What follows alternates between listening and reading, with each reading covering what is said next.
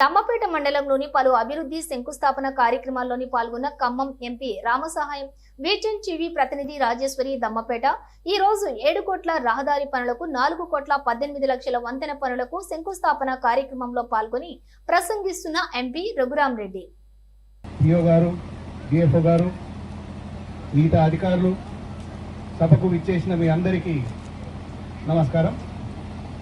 ఇప్పుడే పెద్దలు మంత్రివర్యులతో ఇప్పుడే అడిగాను, ఇటువంటి సదస్సు ఈ గత 10 ఏళ్లల్లా ఎప్పుడన్నా జరిగిందా అని అడిగాను. అమ్మా మీరే చెప్పాలి, ఎప్పుడన్నా ఈ 10 ఏళ్లలో ఎవరన్నా వచ్చారా, ఇటువంటి సదస్సు చేశారా?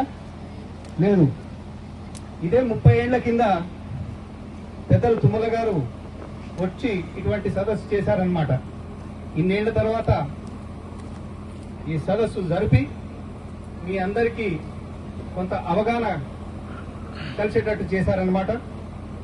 దానికి మీ తరఫు నుంచి మంత్రి గారికి ధన్యవాదాలు తెలుపుకుంటున్నాను. కాంగ్రెస్ ప్రభుత్వం మీరే తీసుకొచ్చారు, మమ్మల్ని అందరినీ ఎలక్ట్ చేసి నన్ను ఢిల్లీ పంపారు, మంత్రులను చేశారు, ఎమ్మెల్యేని చేశారు.